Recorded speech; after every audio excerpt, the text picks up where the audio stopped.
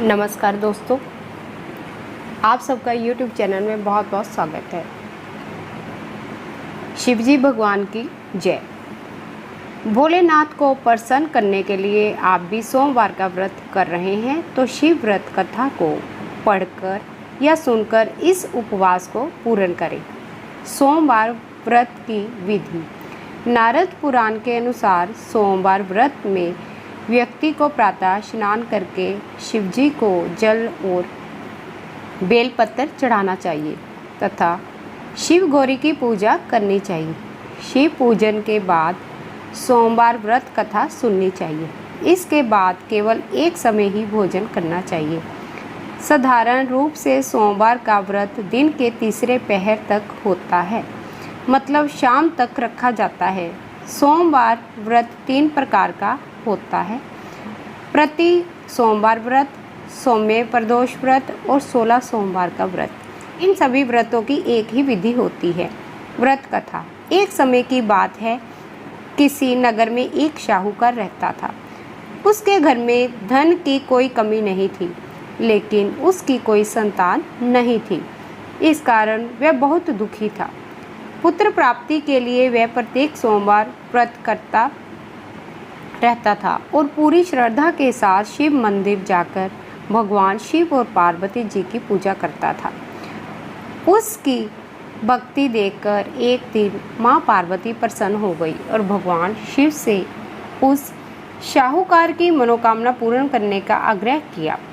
पार्वती जी की इच्छा सुनकर भगवान शिव ने कहा, हे पार्वती, इस संसार में हर प्राणी को उसके कर्मों का फल मिलता है और जिसके भाग्य में जो हो उसे भोगना ही पड़ता है। लेकिन पार्वती जी ने साहूकार की भक्ति का मान रखने के लिए उसकी मनोकामना पूर्ण करने की इच्छा जताई। माता पार्वती के आग्रह पर शिवजी ने साहूकार को पुत्र प्राप्ति का वरदान तो दिया, लेकिन साथ ही ये भी कहा कि उसके बालक की आयु केवल 12 वर्ष ही होगी। माता पार्वती भगवान शिवजी की बातचीत को साहूकार सुन रहा था। उसे ना तो इस बात की खुशी थी और ना ही दुख। वे पहले की भांति शिवजी की पूजा करता रहा। कुछ समय बाद साहूकार के घर एक पुत्र का जन्म हुआ। जब वह बालक 11 वर्ष का हुआ तो उसे पढ़ने के लिए काशी भेज दिया गया। साहूकार ने पुत्र के मामा को बुलाकर उसे बहुत सारा धन दिया और कहा, तुम इस बालक को काशी विद्या प्राप्ति के लिए ले जाओ और मार्ग में यज्ञ कराना। जहाँ भी यज्ञ कराओ वहाँ ब्राह्मणों को भोजन कराते और दक्षिणा देते हुए जाना।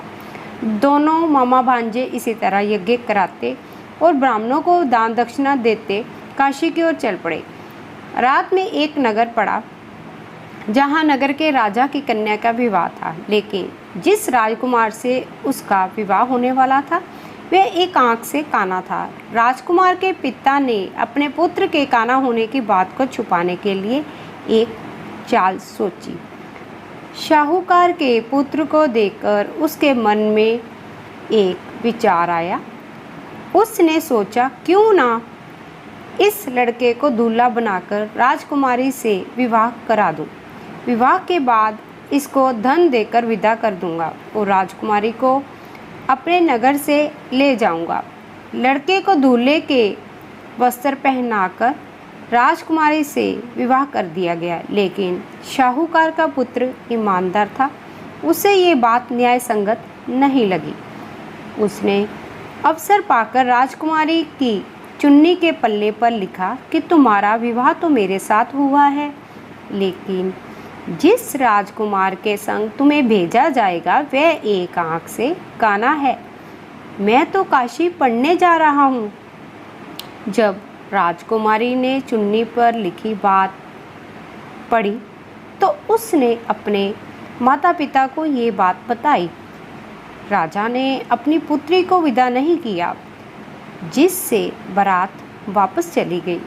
दूसरी ओर साहूकार का लड़का और उसका मामा काशी पहुँचे और वहाँ जाकर उन्होंने यज्ञ किया। जिस दिन लड़के की आयु 12 साल की हुई उसी दिन यज्ञ रखा गया।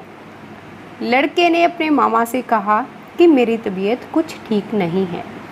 मामा ने कहा कि तुम अंदर जाकर सो जाओ। शिवजी के वरदानानुसार कुछ ही देर में उस बालक के प्राण निकल गए। मृत भांजे को देख उसके मामा ने विलाप शुरू किया। सुयोगवंश उसी समय शिवजी और पार्वती उधर से जा रहे थे। पार्वती ने भगवान से कहा, स्वामी, मुझे इसके रोने के स्वर सहन नहीं हो रहे। आप इस व्यक्ति के कष्ट को अवश्य दूर करें। जब शिवजी मृत बालक के पास गए तो वह बोले, यह उसी शाहूकार का पुत्र है जिसे मैंने 12 वर्ष की आयु का वरदान दिया। अब इसकी आयु पूरी हो चुकी है। लेकिन मातृ भाव से विभोर माता पार्वती ने कहा, हे महादेव, आप इस बालक को और आयु देने की कृपा करें, अन्यथा इसके वियोग में इसके माता पिता भी तड़प तड़प कर मर जाएंगे। माता पार्वती के आग्रह पर भगवान शिव ने उस लड़के को जीवित होने का वरदान दिया। शिवजी की कृपा से वह लड़का जीवित हो गया। शिक्षा समाप्त करके लड़का मामा के साथ अपने नगर की ओर चल दिया। दोनों चलते हुए उसी नगर में पहुँचे जहाँ उसका विवाह हुआ था। उस नगर में भी उन्होंने यज्ञ का आयोजन किया। इस लड़के के ससुर ने उसे पहचान लिया और महल में ले जाकर उसकी खातिरदारी की और अपनी पुत्री को विदा किया। इधर शाहूकार और उसकी पत्नी भूखे प्यासे रहकर बेटे की प्रतीक्षा कर रहे थे। उन्होंने प्रण कर रखा था कि यदि उन्हें अपने बेटे की मृत्यु का समाचार मिला तो वे भी प्राण त्याग देंगे। परंतु अपने बेटे के जीवित होने का समाचार पाकर वे बेहद प्रसन्न हुए। उसी रात भगवान शिव ने व्यापारी के स्वप्न में आकर कहा, हे श्रेष्ठी, मैंने तेरे सोमवार के व्रत करने और व्रत कथा सुनने से प्रसन्न होकर तेरे पुत्र को लंबी आयु प्रदान की है। इसी प्रकार जो कोई सोमवार का व्रत करता है या कथा सुनता है और पढ़ता है, उसके सभी दुख दूर होते हैं और समस्त मनोकामनाएं पूर्ण होती है। दोस्तों, आज की मैं ये कथा यहीं पर समाप्त करती हूँ। आप अगर और भी कथाएं सुनना चाहते हैं तो आप मेरे चैनल को सब्सक्राइब ज़रूर कर लें। तो दोस्तों, मिलते हैं नेक्स्ट वीडियो में। Thank you, take care.